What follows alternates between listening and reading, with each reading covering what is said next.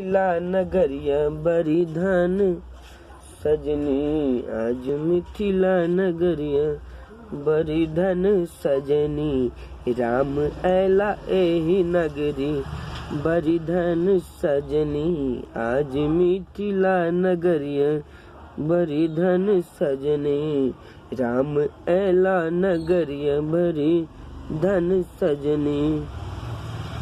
ते सही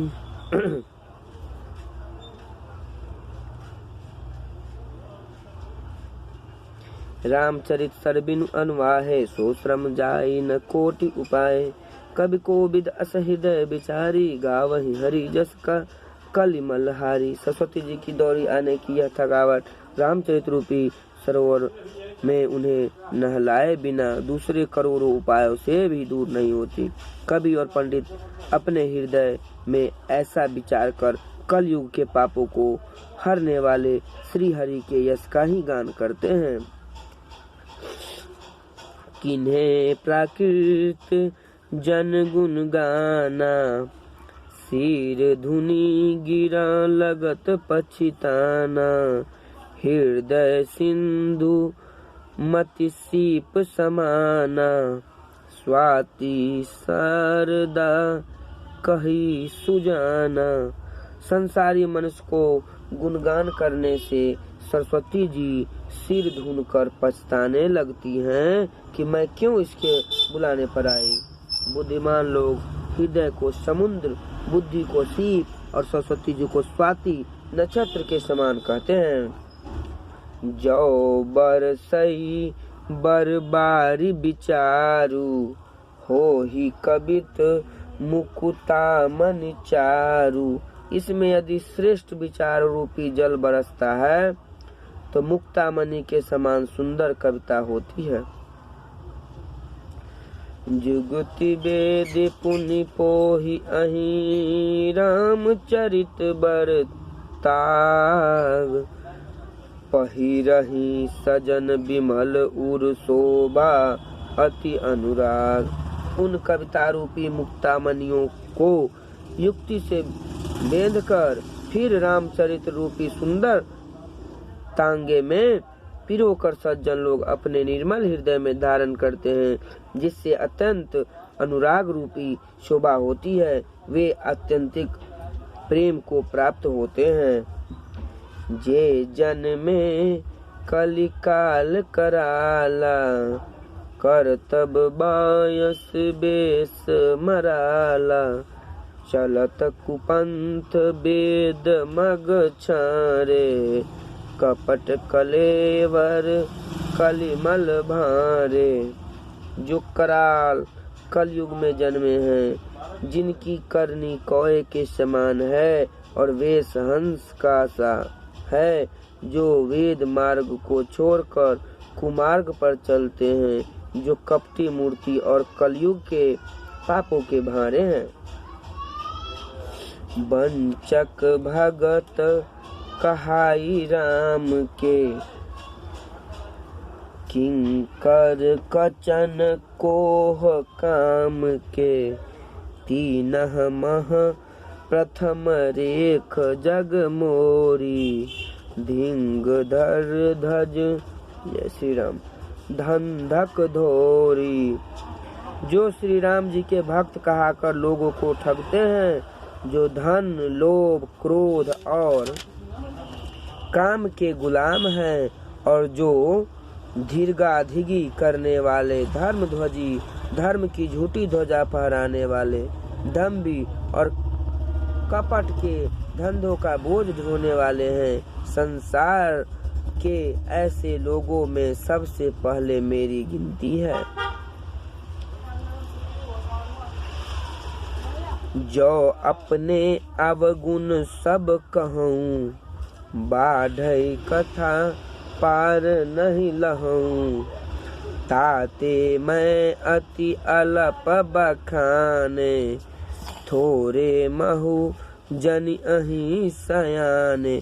यदि मैं अपने सब अवगुणों को कहने लगूं तो कथा बहुत बढ़ जाएगी और मैं पार नहीं पाऊंगा।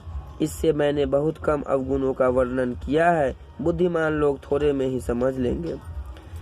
समुझ विधि विधि बिनती मोरी, को न कथा सुनी देहई खोरी।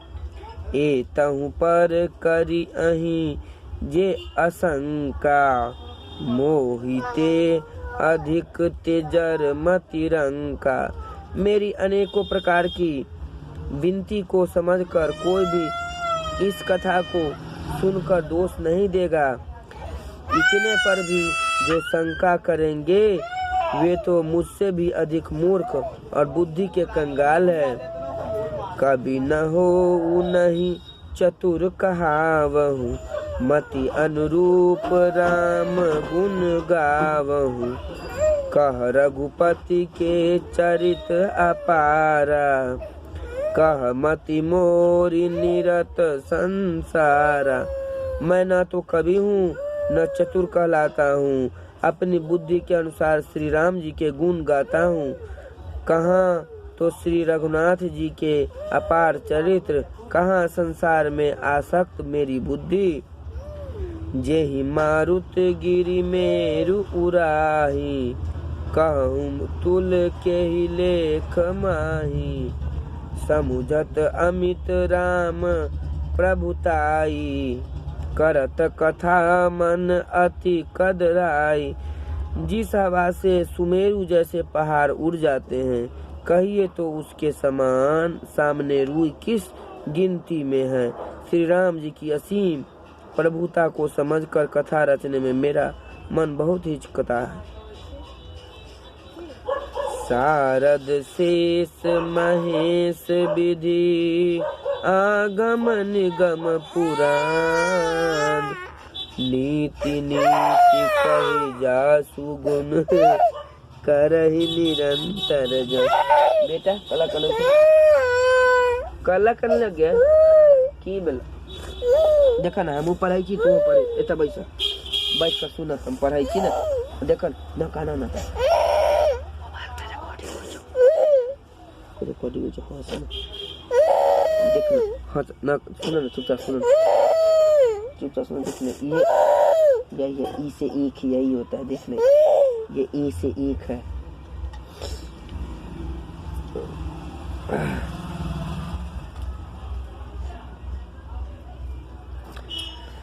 शारद शेष महेश विधि, आगम निगम पुराण। नेति नेति कहि जासु गुण, करहि निरंतर ज्ञान। सरस्वती जी, शेष जी, शिव जी, ब्रह्मा जी, शास्त्र वेद और पुराण ये सब नेति नेति कहकर पार नहीं पाकर ऐसा नहीं कहते हैं। सदा जिनका गुणगान किया करते हैं। सब जानत प्रभु प्रभुता सोई, तदपि कहे बिनु रहा न कोई।